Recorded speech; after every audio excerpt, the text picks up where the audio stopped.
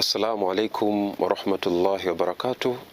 Alhamdulillahi rabbil alamin wal aqibatu lil muttaqin wa la udwana illa ala adh-dhalimin wa salawatullahi wa salamuhu ala sayyidil mursalin, amma ba'd. Ndugu Islam, leo hii nataka kukufundisha siri ya uchamungu. Kila mmoja katika maisha huwa anatamani kuwa na sifa ya uchamungu, kwa sababu ndio sifa pekee ambayo itakayompa mafanikio katika maisha yake dunia pamoja na akhera. Kama anavyosema Mwenyezi Mungu, inna lilmuttaqina mafaza, hakika ya wachamungu ama wenye sifa ya uchamungu ndio ambao watakaofaulu. Na siri hii ya wewe kuwa mchamungu, ningependa tujifunze kutoka kwa mmoja katika wanachuoni wakubwa ambaye aliwaona watu watukufu katika sahaba wa Mtume Muhammad sallallahu alaihi wasallam, na si mwingine ni Imamu al-Hasan al-Basri. Huyu ni mmoja katika maimamu waliopata sharafu ya kulelewa na ummahati al-mu'minin, na miongoni mwa akina mama ama wake za Mtume ambaye alifaidika sana upendo wake ni Ummu Salama Hindu binti Abi Umayya. Hindu binti Abi Umayya alikuwa ana mjakazi anaitwa Khaira, na huyu Khaira alikuwa ndiye mama wa Hasan al-Basri. Hasan al-Basri baba yake ni mtumwa wa sahaba Zaid bin Thabit, na mama yake ni mtumwa wa Ummul Mu'minina Hindu binti Abi Umayya. Moja katika siku, huyu Hindu binti Abi Umayya alipatwa na ujauzito. Allah alimjalia kupata mimba.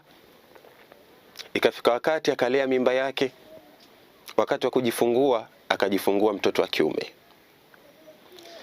Akaona apeleke taarifa kwa Ummul Mu'minin Hindu binti Abi Umayya, yani Ummu Salama, kwamba nipelekee ujumbe kwa mama wa Islam, mwambie kwamba mimi tayari nimeshajifungua mtoto wa kiume huku. Huyu mama hakuona dhiki kwenda, kwa sababu anajua tayari Khaira ameshaongeza idadi katika umma wa Muhammad sallallahu alaihi wasallam. Kwa hiyo akatoka pale huyu mama mpaka kwa Khaira, kijakazi wake. Na hivi ndivyo ambavyo ukiwa utaishi vizuri na bosi wako, ndivyo ambavyo utakavyokuwa wewe ambaye unamilikiwa ama unafanya kazi kwa mtu. Basi akatoka huyu bosi kwenda kwa mfanyakazi wake moja kwa moja. Alipofika pale anamuuliza, ewe Khaira, asamaiti ghulamaki ya Khaira, je, umeshampa jina kijana wako huyu? Khaira akamwambia, kalla ya umma, bado sijampa. Laqad taraktu dhalika laki, jambo hili la kutoa jina nimekuachia wewe. Litakhtari min al-asma'i ma tashain, ili umchagulie huyu kijana wangu jina ambalo linamfaa, jina ambalo unahisi litakuwa zuri kwake. Basi Ummul Mu'minin akamwambia, nusammihi ala barakatillahi al-Hasan, tutamwita kwa baraka za Mwenyezi Mungu jina la Hasan. Kwa hiyo akaitwa Hasan ibn Yasar, maarufu kama Hasan al-Basri. Sasa Hasani huyu akalelewa katika mikono ya Ummul Mu'minin Hindu binti Abu Umayya pamoja na ummahati wengine waliokuwa hai kwa wakati ule, pamoja na sahaba wakubwa ambao walikuwa hai katika wakati ule. Akajifunza adab, hekima na mambo mazuri mengi.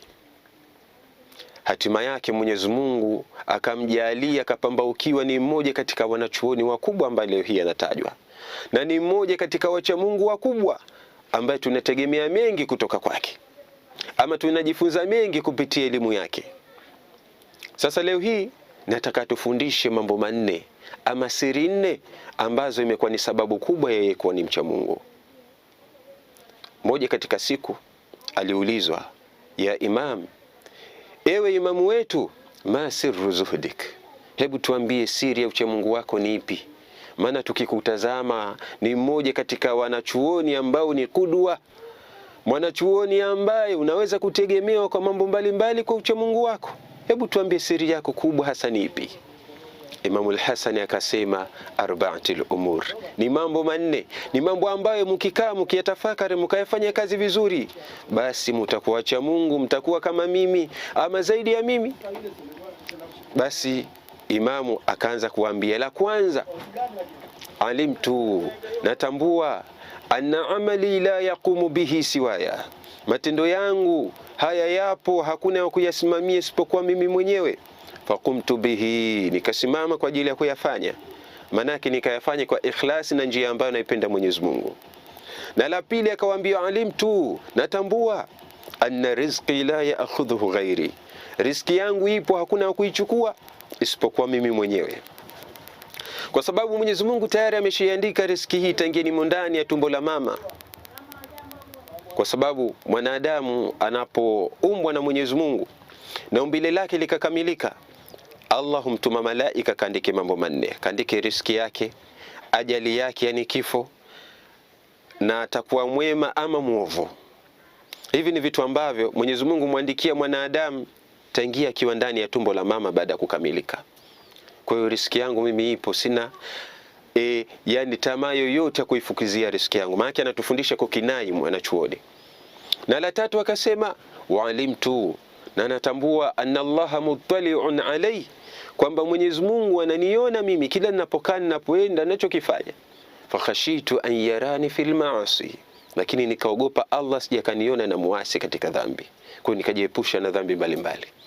Na la mwisho akasema, alimtu, na natambua, anna almauta yantadhiruni, kwamba kifo kinanisubiri mimi, muda wote ninaweza nikafa kikanichukua, kwa nikaogopea kisije kikanikuta kifo katika madhambi. Kwa hiyo fa'adatu zadan liliqa'illah, nikaandaa zawadi ya matendo mazuri kwa ajili ya kukutana na Allah subhanahu wa ta'ala.